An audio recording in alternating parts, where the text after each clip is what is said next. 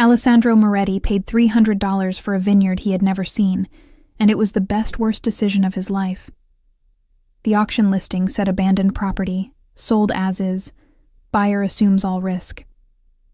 What it did not mention was the woman living in the cellar, the vines that had not been tended in 5 years, or the fact that buying this place would force him to confront everything he had been running from for the past 20 years. Where are you watching from? Drop your country or city in the comments below. And if you want to support the channel and get exclusive access to bonus content, early releases, and members-only stories, click that join button. The drive from the city took 3 hours, winding through hills that grew steeper and more remote with each mile. Sandro made the trip alone, which was unusual. In his line of work, going anywhere alone was either stupid or suicidal. But he needed this. Needed space from the constant presence of guards and soldiers, and the weight of being Alessandro Moretti, boss of the Northern Territories. For once, he just wanted to be Sandro, the man his grandfather had called him before the old man died, and left Sandro to inherit a legacy of violence instead of vineyards. The property looked worse than the grainy auction photos had suggested. The main house sagged on its foundation, windows broken, roof missing shingles. The barn was still standing, but just barely, its red paint weathered to a dull rust. And the vines. God, the vines were a disaster. Row after row of twisted, overgrown plants that had not been pruned in years, their branches tangled and wild, grapes long since rotted on the stem or devoured by birds. Sandro stood in the middle of what had once been a driveway, and wondered what the hell he had been thinking. He remembered the auction, remembered drinking too much whiskey, and feeling the familiar ache of loneliness that never quite went away. Remembered seeing the listing and thinking about his grandfather's vineyard, the one where he had spent summers as a boy, learning to prune and harvest, listening to the old man talk about patience and growth and how good things took time, before his father had pulled him away from all that, dragged him into the family business, turned him into something his grandfather would have been ashamed of. $300. For this. Sandro almost laughed, but the sound stuck in his throat because laughing alone in an abandoned vineyard felt too much like admitting he had made a terrible mistake. He walked toward the house, gravel crunching under his expensive shoes. The front door hung crooked on its hinges, and when he pushed it open, the smell of mold and decay hit him immediately. Inside was worse than outside. Water damage on the walls, holes in the floor, furniture covered in dust and mouse droppings. He was about to leave when he noticed something that made him stop. A window on the second floor was open. Not broken, open. As if someone had deliberately pushed it up from the inside. Sandro's instincts, honed by 20 years of staying alive in a business where paranoia kept you breathing, kicked in immediately.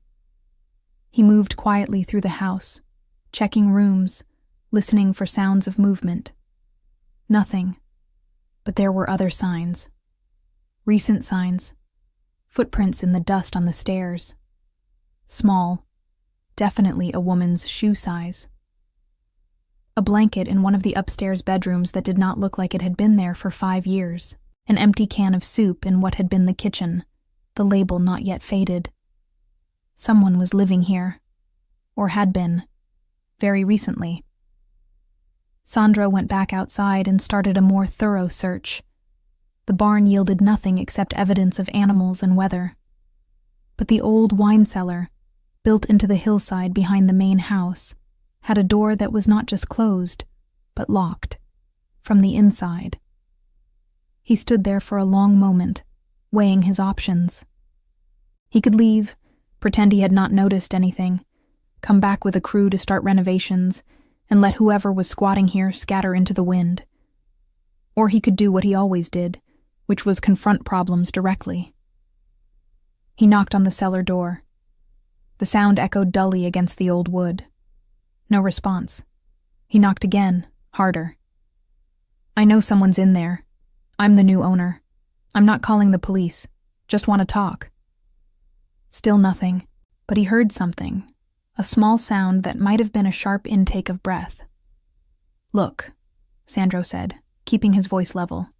"I'm going to break this door down in 30 seconds. Rather not have to replace it right after buying this place, but I will. Your choice." He started counting. Got to 27 before he heard the scrape of a lock being turned. The door opened just a crack, and a woman's face appeared in the gap. Even in the poor light, Sandro could see she was terrified. Her eyes were wide, her skin pale, her dark hair pulled back in a messy ponytail. She was thin, too thin, the kind of thin that came from not eating enough rather than deliberate dieting. "Please," she said, and her voice shook. "I'll leave. Right now. Just please don't tell him where I am." Sandro frowned. "Tell who?" "My husband. Ex-husband. Please." Her hazel eyes filled with tears, but she blinked them back angrily, as if crying was a weakness she could not afford. "I'll go. I'm sorry I was trespassing. I just needed somewhere safe for a while." Something in her voice, in the way she held herself, triggered recognition in Sandro. He had seen this before. Women in his territory who came to him for protection from men who hurt them. The way they flinched at sudden movements. The way they apologized for existing. The desperation mixed with defiance. "I'm not going to tell anyone anything," Sandro said carefully. "But I need to understand what's going on. You've been living here?" She hesitated, then nodded. The door opened slightly wider, and Sandro got a better look at her. Mid-30s maybe, wearing clothes that had seen better days, dirt under her fingernails. But there was something else too, something in the set of her shoulders and the way she met his gaze despite her fear. Strength. She had been broken, but not destroyed. "How long?" he asked. 3 months, since July. She swallowed. "The property was abandoned. I thought no one would notice." "And your husband?" "Ex-husband," she corrected sharply. "David. We've been divorced for 3 months. He didn't want the divorce. He's been looking for me since I left." "You can't just go to the police?" She laughed, bitter and broken. "He has the police. He has money, connections, friends in the right places. If I go to them, they'll tell him exactly where I am. They've done it before." Sandro understood that better than most people would. The corruption.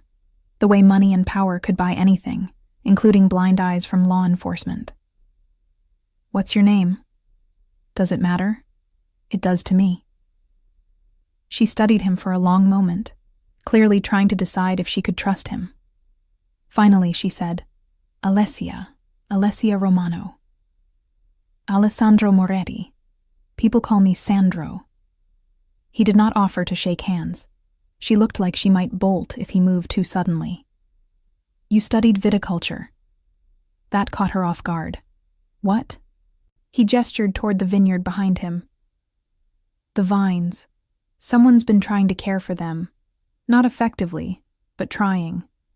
The pruning is amateur, but shows knowledge of what should be done. That was you." Alessia's expression shifted, surprise replacing some of the fear. "I studied it before I got married, before I gave up everything for him." Her voice went hard on the last word. "I've been trying to keep some of the vines alive. Stupid, probably. But it gave me something to do besides hide." Sandro made a decision. Probably a stupid one. Probably one he would regret. But he made it anyway. "Stay." "What?" "Stay here. Help me rebuild this place. I bought it planning to restore the vineyard, but I don't know anything about growing grapes. You do. Work for me. In exchange, you get a safe place to live, and I don't ask questions about your ex-husband." Alessia stared at him like he had just spoken a different language. "Why would you do that?" "Because I'm tired of being alone, and this place is too big a project for one person. Because you clearly need help, and I can provide it. Because honestly, you look like you haven't eaten properly in weeks, and that's offensive to my Italian grandmother's memory." He shrugged. "Take it or leave it, but decide now. I've got a long drive back to the city tonight." "You're serious?" "I don't joke about business arrangements." "I don't even know you. You could be dangerous." "I am dangerous," Sandro said honestly. "But not to you. You want references, I can't provide them. You want guarantees, I don't have any. But what I can tell you is that I bought this vineyard because I'm looking for something real. Something that matters beyond territory and profit. And you're here because you're running from something. Maybe we can help each other. Or maybe we'll both just end up disappointed. But at least you'll be fed and safe while we figure it out." Alessia was quiet for a long time, her hazel eyes searching his face. Then, almost to herself, she said, "You paid $300 for this place?" "I was drunk." The corner of her mouth twitched, almost a smile, clearly. And just like that, the tension broke slightly. Not disappeared, but eased enough that she opened the door all the way and stepped out into the fading afternoon light. In the better illumination, Sandro could see more details. The way her clothes hung on her frame, the shadows under her eyes, the wariness in every movement, but also the way she stood straight, despite everything, the intelligence in her gaze, the determination. "Okay," Alessia said finally. "I'll try it. But if this turns out to be some weird situation, I'm leaving." "Fair enough. Same goes for me if you turn out to be a terrible worker." This time she did smile, just a little. "Deal." They shook hands, and Sandro noticed how small hers felt in his, how cold despite the warm October evening. He also noticed the faint bruises on her wrist that her sleeve did not quite cover, yellow-green with age but still visible. Rage flashed through him, quick and hot, but he pushed it down. Not his business. Not yet, anyway. "I'll come back tomorrow," Sandro said. "Bring supplies, food, some basics to make the house more livable. In the meantime, stay out of sight. I don't know who might be watching this place. No one knows I'm here. You hope no one knows. There's a difference." He pulled out his wallet and extracted several large bills. "Take this. If you need to leave for any reason before I get back, at least you'll have money for a bus or a meal." Alessia stared at the money like it might bite her. "I can't take that. Consider it an advance on your wages. I haven't worked yet. Then work twice as hard when I get back." He pressed the bills into her hand. "Take it, Alessia, please." She looked at the money, then at him, and something in her expression shifted. Not trust, not yet, but maybe the beginning of it. "Thank you." Sandro nodded and turned to leave, then paused. "One more thing. My grandfather used to say that good wine takes time, patience, and care. Same with people. Give this time. We'll figure it out." He did not wait for a response, just walked back to his car and drove away, but in his rearview mirror, he could see Alessia standing in front of the cellar door, watching him leave, and he wondered what the hell he had just gotten himself into. The drive back to the city gave Sandro plenty of time to question his sanity. He had just agreed to let a complete stranger live on his property, offered her money and protection, and committed to restoring a vineyard that was more dead than alive. Any one of those decisions could be justified individually, but together they formed a pattern of behavior that was absolutely not characteristic of Alessandro Moretti. Careful boss, strategic thinker, man who survived 2 decades in organized crime by never making impulsive choices. Except he had been making impulsive choices lately. The vineyard itself was proof of that. $300 and a belly full of whiskey, and he had bought a property he had never seen. And now, apparently, he had also acquired a tenant he knew nothing about, except that she was running from an abusive ex-husband and knew something about grapes. His second-in-command, Marco, was going to have an aneurysm. Sandro pulled into the city just after midnight and went straight home, skipping the usual stop at his office. His apartment was in one of the buildings he owned, Top floor. All modern lines and expensive furniture that a decorator had chosen, because Sandro had not cared enough to do it himself. It was beautiful and cold, and felt nothing like a home. He poured himself a drink and stood at the window, looking out at the city lights and thinking about a woman with frightened hazel eyes and a vineyard full of dying vines. This was stupid, risky, potentially dangerous for both of them if her ex-husband was as connected as she claimed. Sandro should call the whole thing off, give her some money, and walk away. But he knew he would not. Something about Alessia had gotten under his skin, worked its way into the lonely places he usually kept locked down. Maybe it was the way she had tried to care for the vines despite having nothing. Maybe it was the strength in her fear. Or maybe it was just that he was 43 years old, had more money than he could spend, more power than he needed, and nothing in his life that meant anything real. His grandfather's face floated through his memory, the old man's weathered hands teaching a 10-year-old boy how to prune a grapevine. Patience, Sandro. You can't rush growth. You have to tend it carefully. Give it time. Trust the process. Sandro finished his drink and went to bed. In the morning, he would start the process. Tend carefully. Give it time. See what grew. True to his word, Sandro returned to the vineyard the next day with a truck full of supplies. Food, blankets, basic tools, a generator and space heaters because the nights were getting cold. He also brought Marco, which was unavoidable. His second needed to know where he would be spending time, needed to be able to reach him if something went wrong in the city. Marco took one look at the property and said, "Boss, please tell me you're joking." "About which part?" "All of it. The vineyard, the condition it's in, the fact that you apparently plan to restore it yourself." Marco was in his 50s, had been with the organization since before Sandro took over, and was one of the few people who could speak to him directly without fear. "You know nothing about vineyards." "I'm learning." Sandro started unloading boxes from the truck. "Help me with these." "This is insane. You're too busy for this. We've got the Rossi situation to handle, the new territory agreements, the shipment coming through next week." "Then handle them. That's why I have you." "Sandro. Marco." Sandro stopped and looked at his second directly. "I need this. Can't explain it better than that. I need something in my life that isn't about territory or money or watching my back every second. So I'm doing this. You can support it, or you can complain. But either way, it's happening." Marco studied him for a long moment, then sighed. "You're the boss, but I'm putting extra security on this place. If you're going to be here regularly, I need to know you're protected." "Subtle security. This property is supposed to look abandoned." "Why?" Sandro hesitated. He had not planned to mention Alessia to anyone, but Marco would find out eventually.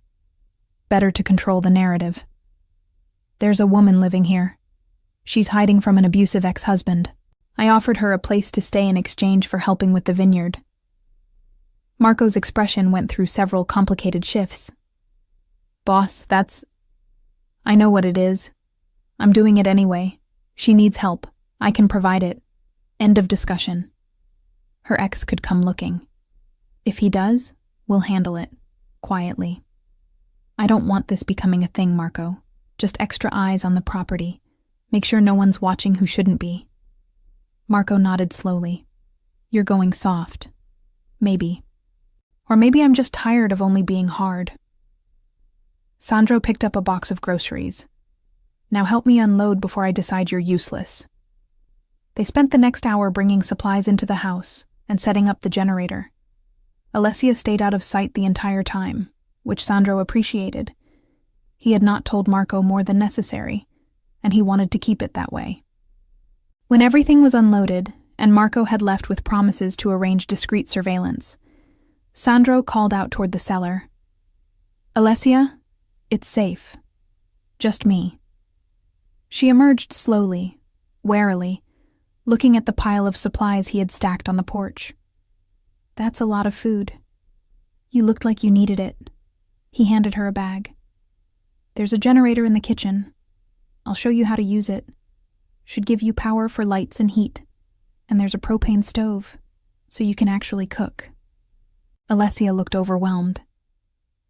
This is too much. It's practical. Can't have you working if you're malnourished and freezing.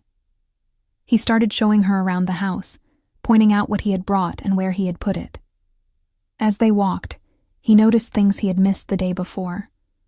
The way she moved carefully, as if her body still hurt. The way she flinched at loud noises. The way she kept herself between him and the exit, even while trying not to make it obvious. Alessia, he said quietly, I'm not going to hurt you. I know I'm a stranger, and you have no reason to trust me, but I need you to hear that. I'm not your ex-husband. I won't touch you without permission. I won't raise my voice. I won't make you uncomfortable. If I do any of those things, tell me, and I'll stop. She looked at him for a long moment, and he could see her weighing his words against her experience. Finally, she said, Why are you being so nice to me? It was a fair question. Sandro leaned against the kitchen counter and considered how honest to be. You want the truth? Please. I'm lonely. I've been lonely for 20 years, maybe longer. I built a life that keeps me safe and powerful and completely isolated. I have soldiers and associates and people who follow my orders, but I don't have friends. I don't have family beyond business. I come home every night to an empty apartment and wonder if this is all there is. He gestured at the vineyard beyond the window. I bought this place because it reminded me of being a kid with my grandfather, before everything got complicated. And then I found you, and I thought maybe we could help each other. You need safety. I need purpose. Maybe that's enough of a foundation to build something on. Alessia's eyes had gone wide. That's the most honest thing anyone said to me in years. Honesty's easier than games. Life's too short for games.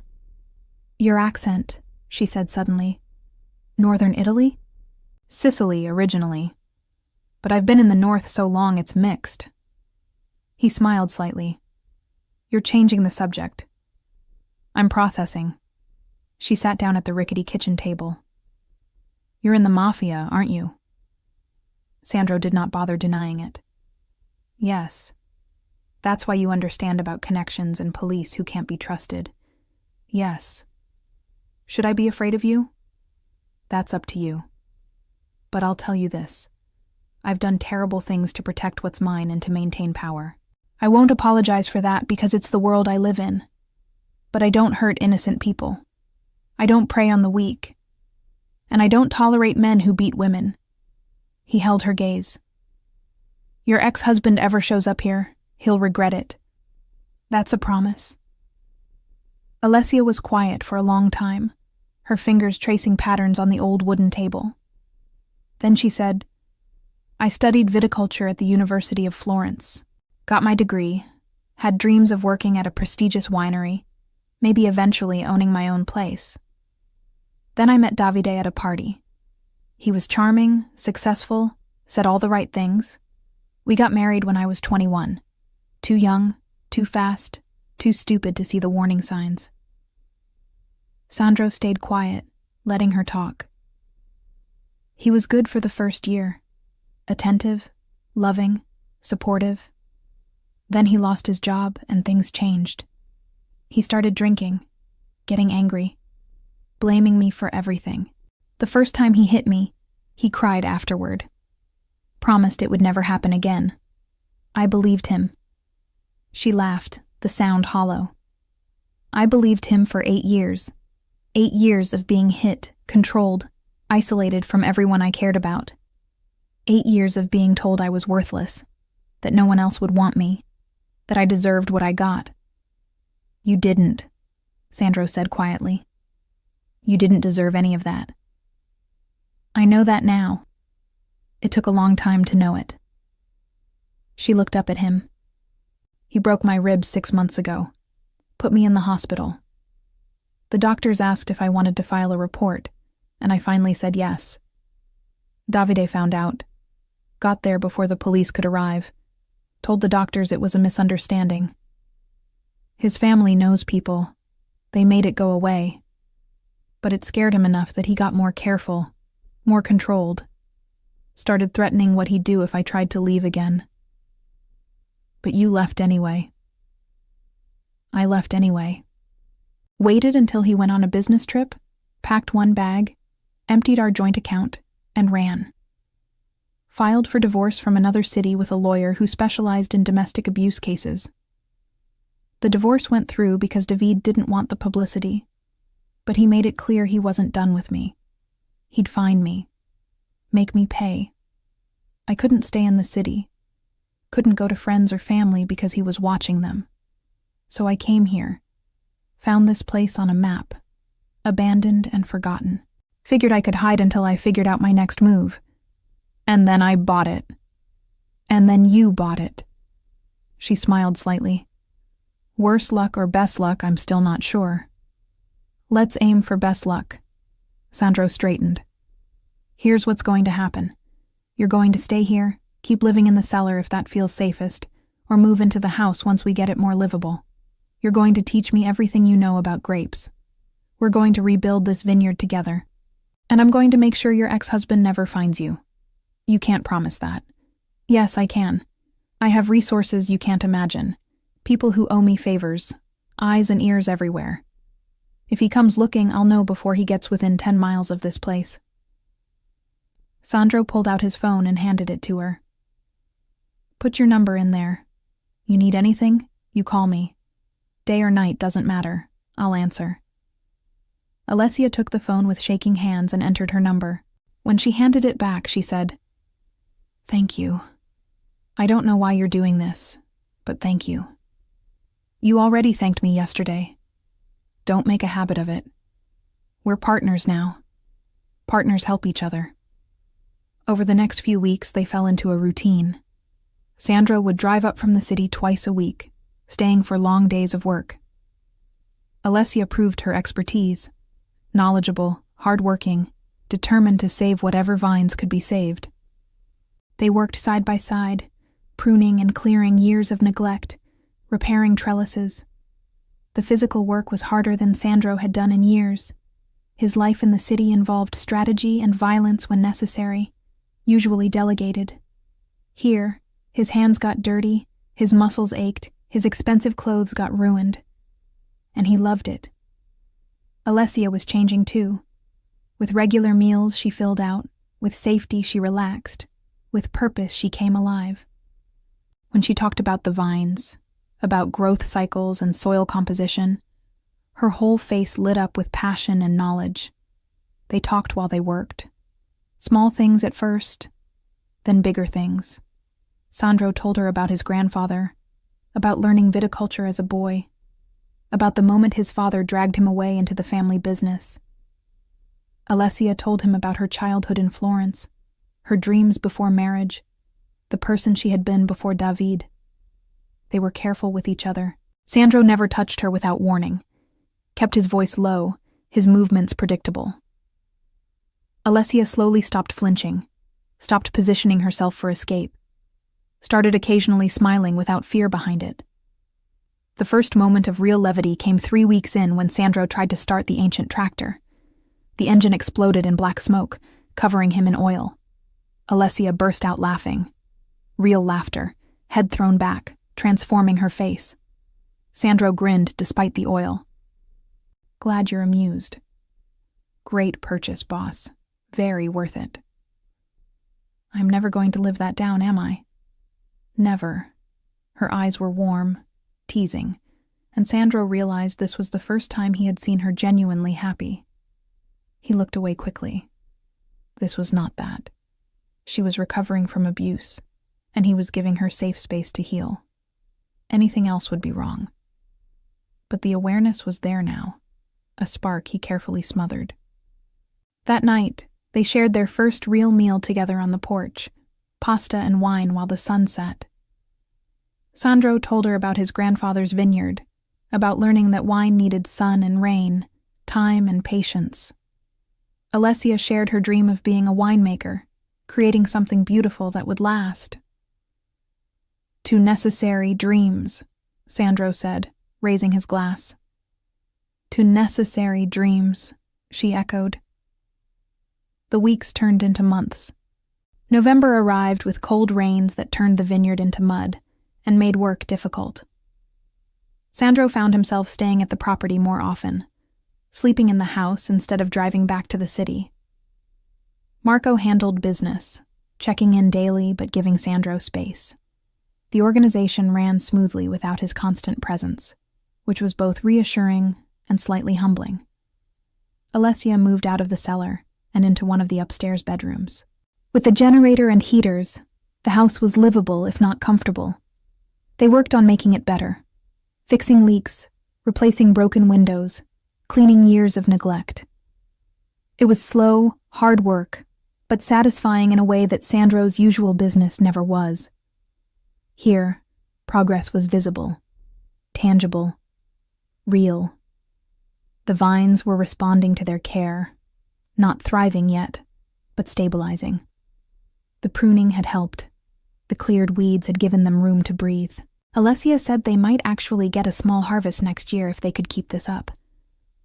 It was during one of those cold November afternoons, working together to repair a section of trellis that had collapsed, that the awareness Sandro had been suppressing flared into something harder to ignore. They were struggling with a heavy wooden beam, trying to lift it into place. Alessia was on one end, Sandro on the other, both straining with the weight. Her hand slipped at the same moment his did, and suddenly they were grabbing for purchase, fingers tangling together around the rough wood. Time stopped, or seemed to. Sandro was acutely aware of the touch. Her hand under his, small and strong, cold from the weather, but warming where their skin met. He could feel her pulse, could see the exact moment awareness hit her too. The way her eyes widened, the way her breath caught. They both froze, the beam forgotten, just staring at each other over 3 feet of space that felt suddenly charged with something electric. Then the beam slipped completely, crashing to the ground between them, and the moment shattered. "Sorry," Alessia said quickly, pulling her hand away. "I should have had a better grip." "My fault," Sandro said, his voice rougher than intended. "Let's try again." They lifted the beam properly this time, got it into place, secured it with practiced efficiency. But the awareness lingered. Sandro could feel it in the air between them, could see it in the way Alessia's eyes kept darting to him when she thought he was not looking. This was dangerous. This was complicated. This was everything he had promised himself he would not let happen. But it was also there, undeniable and growing stronger every day they spent together. That evening, Sandro drove back to the city even though he had planned to stay. He needed distance, needed to think, needed to figure out what the hell he was doing because this had stopped being simple charity weeks ago and had become something else entirely. Marco took one look at him and said, "You're in trouble." "That's an understatement." "The woman?" Sandro did not bother denying it. "I'm attracted to her. That's a problem." "Why is it a problem? You're both adults." "She's recovering from abuse, Marco. She's vulnerable, dependent on me for safety and security. If I make a move, I'm no better than her ex-husband, using power to get what I want." "That's not the same thing, and you know it." "Isn't it? She needs me. That creates an imbalance. Anything that happens between us would be tainted by that imbalance." Marco poured them both drinks. "So what are you going to do?" "Nothing. I'm going to keep my distance, keep things professional, let her heal without complicating it. And if she's attracted to you too, then we both deal with it like adults." Sandro downed his drink. "I won't take advantage of her. That's not negotiable." But staying away was harder than he expected. The vineyard pulled at him, and it was not just the work. It was her. The way she hummed while she worked, the way she got excited explaining things about the vines, the way she had started smiling more, laughing more, becoming more herself every day. He wanted to be there to see it, to be part of her transformation, to be someone who helped instead of hurt. So he kept going back, kept working beside her, kept maintaining that careful distance even as the attraction grew stronger. It was Alessia who broke first. They were in the wine cellar one afternoon in late November, taking inventory of what was salvageable. The space was cold and dark, lit only by the lanterns they had brought. Sandro was examining bottles covered in dust when Alessia spoke from behind him. "Sandro, we need to talk."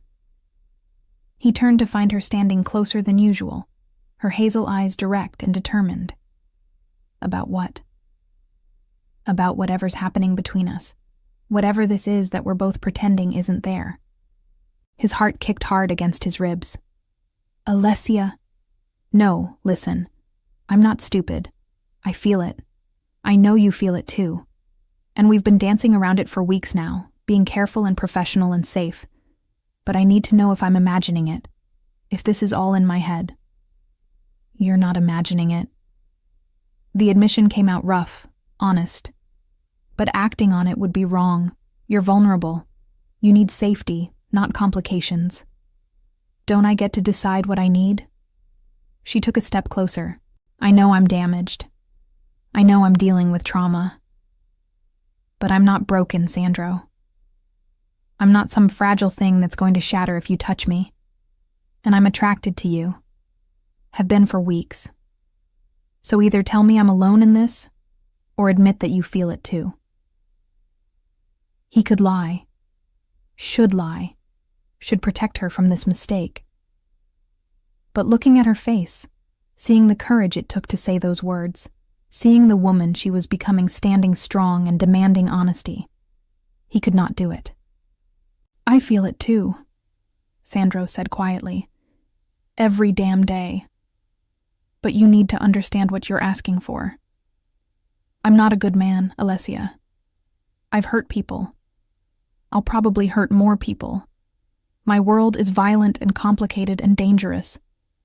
Getting involved with me means accepting all of that. I know what you are. I'm not naive." She was close enough now that he could see the gold flecks in her hazel eyes. "And I'm not asking for promises or forever. I'm just asking for honesty. I'm tired of being afraid. Tired of letting what Davide did control every aspect of my life. I want this. Want you. If you want me too. God. Yes, I want you." The words came out before he could stop them. "But not like this.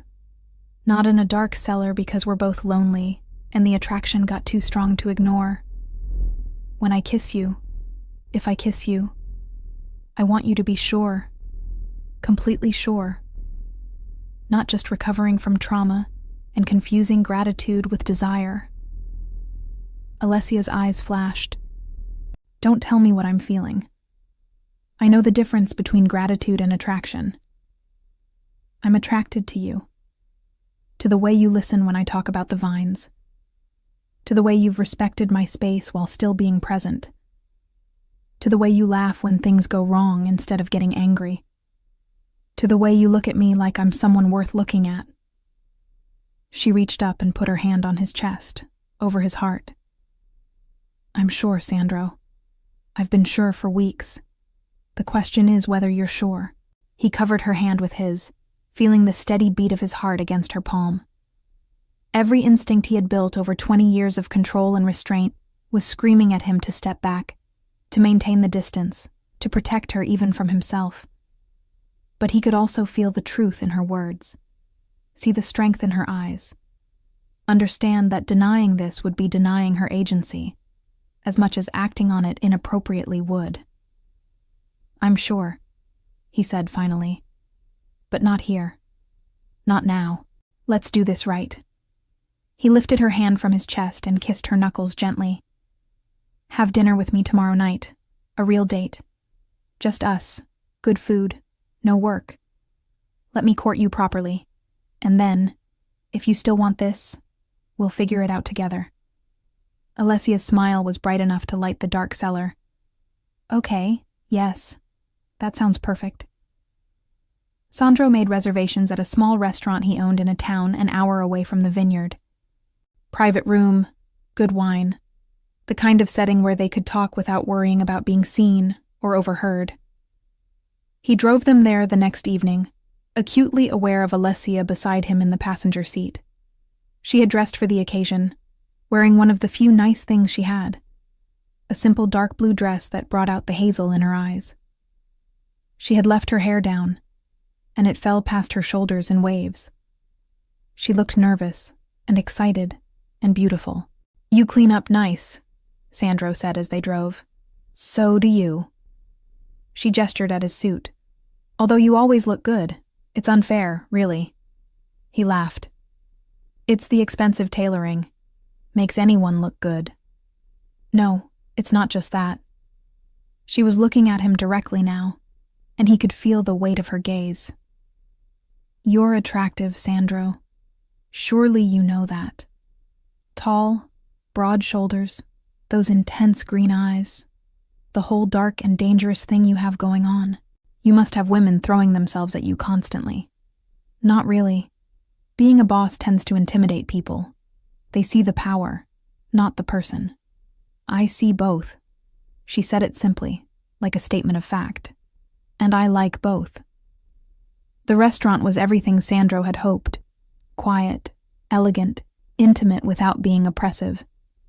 They sat across from each other at a table set with candles and wine, and for a few hours, they forgot about vineyards and ex-husbands and complicated pasts. They just talked, about everything. About favorite books and worst first jobs and whether pineapple belonged on pizza. "My grandfather would disown me for even considering it," Sandro said, making Alessia laugh. "Mine too. Some things are sacred." They talked about family, about the grandmother who taught her to cook, and the uncle who had first taken her to a vineyard when she was 8 years old. They talked about dreams deferred and roads not taken. They talked about fear and healing and what it meant to start over. "You've made me feel safe," Alessia said over dessert. "That's not a small thing. I spent 8 years never feeling safe, always waiting for the next explosion, the next moment of violence. And here, with you, I can breathe. I can be myself. That's everything, Sandro. Everything." "You did the hard part," he said. "You left. You survived. You're rebuilding. I just gave you a place to do it. You gave me more than that. You gave me hope that not all men are like Davide. That strength doesn't have to mean cruelty. That power can be used to protect instead of control." She reached across the table and took his hand. "Thank you for seeing me. Really seeing me. Not just the victim or the project, but the person." Sandro squeezed her hand gently. "I see you, Alessia. I see how smart you are, how strong, how passionate about the work. I see the way you light up when you talk about the vines. I see the courage it takes to get up every day after what you survived. I see all of it." Walking back to the car, Alessia moved closer, taking his arm. It was a small thing, that touch, but it felt monumental. A gesture of trust and affection that made Sandro's chest tight with feelings he had not allowed himself in years. He drove slowly back to the vineyard, not wanting the evening to end. When they arrived, he walked her to the house, suddenly uncertain. They stood on the porch, the November night cold around them, stars bright overhead. "This was perfect," Alessia said. "Thank you. Thank you for saying yes." They stood there for a long moment, and Sandro could feel the pull between them, the desire to close that last bit of distance and kiss her. But he remembered his promise. Slow, careful. Let her lead. Alessia seemed to read his mind. "You're holding back. I don't want to rush you. Sandro, I'm standing here hoping you'll kiss me. Please don't make me ask twice." He cupped her face gently, giving her time to pull away if she wanted. She did not. Instead, she leaned into the touch, her eyes closing briefly. "I'm going to kiss you now," Sandro said softly. "Tell me if you want me to stop." "Don't stop," she whispered. He kissed her carefully, softly, a gentle pressure of lips that tasted like wine and possibility. Alessia made a small sound and kissed him back, her hands coming up to rest on his chest. The kiss deepened slowly, heat building between them. But Sandro kept it controlled, kept it gentle, mindful of her history and what it meant to be trusted with this. When they finally broke apart, both breathing hard, Alessia smiled. "Took you long enough." He laughed, the sound surprised out of him. "I wanted to get it right." "You did. Perfectly right." She kissed him again, quicker this time. "Good night, Sandro." "Good night, Alessia." He waited until she was inside before walking back to his car, and he drove back to the city with the taste of her still on his lips and the knowledge that everything had just changed. December brought deeper cold and winter work, heavy pruning, preparing soil, planning for spring. It also brought a shift in their relationship. They were no longer just partners. They were something more. They kissed often, in the vineyard during breaks, in the house while cooking, slow explorations that never pushed further than Alessia was comfortable with. Sandro took his time, let her set the pace. "You're very patient," she said one evening as they watched snow fall. "I've waited 43 years for something real. I can wait as long as you need." "What if I said I'm tired of waiting?" She turned to face him. "I want you, Sandro. Want more than just kisses. I trust you completely." He kissed her forehead, her cheeks, her mouth. "If you're sure, then yes, but we go slow. You're in control. Anything you don't like, you tell me and we stop." "I understand." She stood and held out her hand. "Come with me." He followed her into the house, up the stairs to her bedroom. She had made it her own over the past months, cleaned and painted, added curtains and blankets, turned it from a forgotten room into a space that felt like her. She lit candles while he stood by the door, giving her space to change her mind if she needed to. But she did not change her mind. She came to him, took his face in her hands, and kissed him with a certainty that made his heart race. He kissed her back, hands moving to her waist, pulling her closer. She was small against him, fitting perfectly in his arms, and he was overwhelmingly aware of the trust she was placing in him. They moved to the bed slowly, shedding layers between kisses. Sandro made sure to check in constantly. "This okay? Does this feel good? Tell me if you want me to stop." Alessia answered with actions more than words, her hands exploring his body with growing confidence, her mouth finding his again and again. When they finally came together, it was with a tenderness that surprised them both. Sandro had been with women before, but never like this. Never with this level of care and awareness and absolute determination to make sure she felt cherished. He moved slowly, watched her face, paid attention to every sound and reaction. Alessia clung to him, overwhelmed by sensation and emotion. This was nothing like what she had known before. This was gentle and consuming and right. When Sandro whispered her name against her skin, when he told her she was beautiful, when he made sure she found her pleasure before his own, she felt something break open inside her, something that had been locked away since long before Davide, some fundamental belief that she was not worth this kind of care. Afterward, wrapped in his arms with the candles burning low, Alessia cried, not from pain or regret, but from relief and joy, and the overwhelming realization that she was safe. Truly, completely safe. Sandro held her through it, stroking her hair, murmuring reassurances in Italian that she only half understood, but felt in her bones. When she finally stopped crying, she looked up at him and smiled. "That was perfect. You're perfect." He kissed her gently. Thank you for trusting me. Thank you for being worth trusting." They fell asleep, tangled together, and Sandro thought that this moment of peace and intimacy and hope, was worth more than every territory he controlled, every dollar he had, every bit of power he had accumulated over 20 years. The winter months passed in a kind of quiet bliss that Sandro had never known existed. He split his time between the city and the vineyard, handling business while also building a life that felt real and meaningful.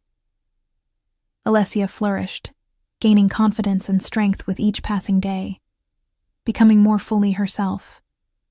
The frightened woman who had hidden in the cellar was still part of her story, but no longer the whole story. Now she was also the woman who laughed freely, who planned for the future, who loved without fear. They worked on the vineyard together even in the cold, planning for spring planting, studying winemaking techniques, talking about the future in increasingly concrete terms. The house became warmer, more comfortable, filled with their combined presence. They cooked together, read together, made love, and talked for hours about dreams and hopes, and all the things they wanted to build. "We could actually make this work," Alessia said one evening in late February. They were reviewing plans for the growing season, mapping out which sections would be planted with which varieties. Her expertise shone through in every decision, every detail. "With the right investment and care, we could have a producing vineyard in 2 years. Small batches at first, but enough to start building a reputation." "You really think so?" "I know so. The land is good. The climate is right. We've done the hard work of rescuing what was here. Now we just have to build on that foundation." She looked up at him, eyes bright with excitement and possibility. "We could make wine, Sandro. Real, good wine. Your grandfather would be proud." "Our wine," he corrected gently. "This is as much yours as mine now." "Our wine," she agreed, and kissed him. They said "I love you" for the first time on a cold March evening. It was not planned or dramatic. They were making dinner together, moving around the increasingly comfortable kitchen with the ease of long practice, when Alessia handed him a spoon to taste the sauce and said, "I love you," as naturally as she might have said "pass the salt." Sandro froze, spoon halfway to his mouth. "What?" "I love you." She said it again, looking at him directly, no fear or uncertainty in her face. "I've known for weeks, but I wanted to be sure before I said it. I'm sure. I love you, Alessandro Moretti. All of you. The dangerous parts and the gentle parts and everything in between." He set down the spoon and pulled her into his arms. "I love you too. Have loved you for months, probably. Just didn't want to say it until you were ready to hear it." "I'm ready." She kissed him. "I'm so ready." They burned the sauce and ordered food instead, spending the evening in bed talking about love and the future, and what it meant to find each other in the ruins of a forgotten vineyard. Spring brought new challenges. The vines budded with green shoots promising life. It also brought news that Davide had hired investigators getting closer. "I need to handle this permanently," Sandro said. Alessia knew what that meant. "Do what you need to do. Just come back to me. Always." Sandro left for 3 days. When he returned, he said, "It's done. He won't bother you again.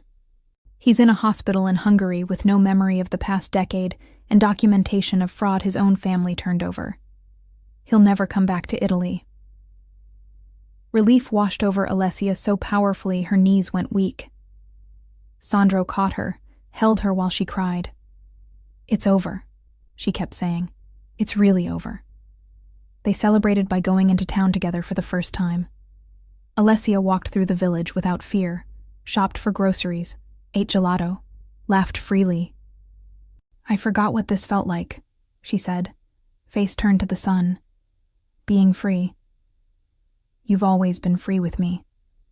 "I know, but now it's real. Forever." Spring turned into early summer, and the vineyard truly came alive. Green shoots became leaves, became flower clusters that would become grapes. Alessia was in her element, checking the vines daily, adjusting their care with the precision of someone who knew exactly what she was doing. Sandro watched her work and fell more in love every day. It was on a warm June evening, walking through rows of healthy vines, that Sandro made his decision. He had been carrying the ring for weeks, waiting for the right moment. But he realized there was no perfect moment. There was just this. The two of them in the vineyard they had saved together, the sun setting over hills that had become home. He took Alessia to the spot where he had first found her, the cellar entrance where a terrified woman had hidden from the world. So much had changed since that October day. The vines were green and thriving. The house stood solid and welcoming. And Alessia smiled without shadows now. "This is where I found you," Sandro said, taking her hand. "Where my life actually started." "Sandro." He dropped to one knee, pulling out the ring box. "Alessia Romano, you walked into my life when we both needed saving. You turned a broken man and a destroyed vineyard into something beautiful. You taught me how to hope again, how to love again, how to be more than just the sum of my worst choices. You've given me peace I never thought I'd have. I want to spend the rest of my life growing things with you. Growing grapes and wine and a life that matters. Marry me. Be my partner in everything.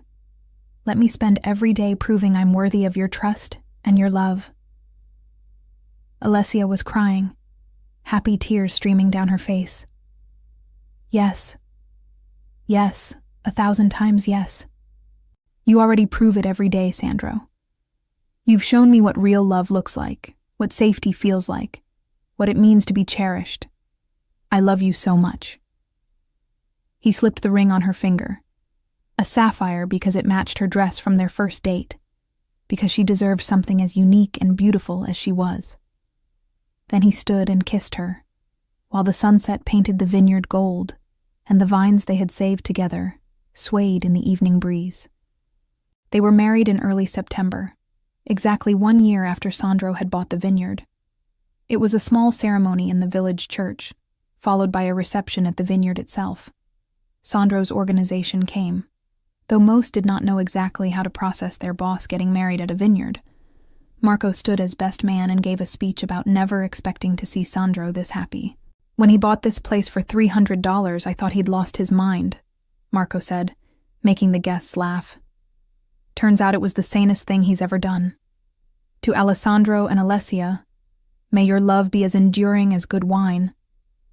Alessia's family came, her parents and siblings who she had been too afraid to contact while hiding, but who accepted her back with tears and joy. Her mother cried through the entire ceremony, overwhelmed with gratitude that her daughter was safe and happy. Her father shook Sandro's hand and said, "Take care of her. She's been through enough." "I will," Sandro promised. "For the rest of my life. She's everything to me." They danced under the stars, between the rows of vines that were heavy with grapes ready for harvest. Alessia wore a simple white dress and flowers in her hair, and Sandro thought she had never looked more beautiful. She glowed with happiness, her smile radiant and free. "Happy?" he asked, holding her close as they swayed to soft music. "Deliriously. You?" "More than I knew it was possible to be." He kissed her forehead. "Thank you for taking a chance on a lonely boss with a terrible vineyard. Thank you for seeing me, for loving me, for building this beautiful life with me." She looked up at him, eyes shining. "For showing me that love doesn't have to hurt, that I could trust again, that I deserve to be happy. You deserve everything. And I'm going to spend the rest of my life making sure you have it." They stood there under the stars, surrounded by the vineyard they had saved and the people who loved them, and knew that this was just the beginning. They had started with broken pieces, a dying vineyard, a woman fleeing abuse, a man drowning in loneliness. But together, they had built something whole and beautiful and lasting. 6 months later, they harvested their first real crop. Small but promising, the grapes were exactly what Alessia had predicted. Good quality, full of potential. They made their first batch of wine together, following traditional methods, letting the process unfold naturally. It won't be ready for years, Alessia explained as they bottled the wine. Good wine takes time. Like people, Sandro said, making her smile. Exactly like people. They labeled the bottles with a simple design, the outline of the vineyard and the words Vigneto Moretti, their vineyard, their wine, their future. Sandro never left the organization entirely. He remained boss, still commanded respect and fear when necessary, still made decisions that involved violence and power. But he scaled back, delegated more, spent less time in the city and more time at the vineyard. Marco ran most day-to-day operations, and the business thrived under the new arrangement. "You've gone soft," one of his rivals said at a meeting. Sandro just smiled. "No, I've gone smart. I have something worth protecting now. Something worth building. That doesn't make me weak. It makes me dangerous in new ways." The rival never challenged him again. Alessia expanded her knowledge, took online courses in winemaking, networked with other small vineyard owners. She transformed from someone who had studied viticulture years ago into someone who lived and breathed the craft. The vineyard flourished under her care, producing better crops each season. They talked about children, about the future, about the legacy they wanted to build. Not just wine, but a life, a family, something that would outlast them both. "I never thought I'd have this," Alessia said one evening. They were sitting on the porch of the house they had renovated together, watching the sun set over their vines. "I thought David broke me permanently, that I'd never trust anyone enough to love them, never feel safe enough to build a life." "You were never broken." Sandro pulled her close. "Just hurt. There's a difference." "I know that now. You taught me that." She looked up at him. "What about you? Did you think you'd ever have this?" "No. I thought I'd die in the life, violently, probably young. I thought loneliness was just the price I paid for the choices I made. I never imagined." He gestured at the vineyard, at her, at everything they had built. "This, us, home. Best $300 you ever spent? Best $300 anyone ever spent." He kissed her. "I love you, Alessia Moretti. I love you too." They sat there as the stars came out, the same stars that had watched them meet a year and a half ago, when everything was broken and impossible. The same stars that watched them now, whole and healed, and building something beautiful from the ruins of what they had been. The vineyard grew, their love grew, and in a forgotten corner of the Italian countryside, two people who had been lost found exactly what they needed in each other, and in the vines they tended together. They had started with $300 and desperation and impossible hope. They built love, partnership, wine, and a future that tasted sweeter than anything either of them had imagined possible. Have you ever found something beautiful in an unexpected place? Have you witnessed love grow from broken beginnings? Where are you watching from?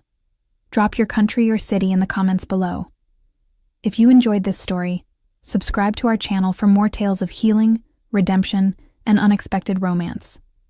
Hit that notification bell so you never miss a new story. And if you want exclusive bonus content, extended scenes, and early access to our stories, consider joining our membership program. Your support helps us create more content like this. Thank you for being part of our community.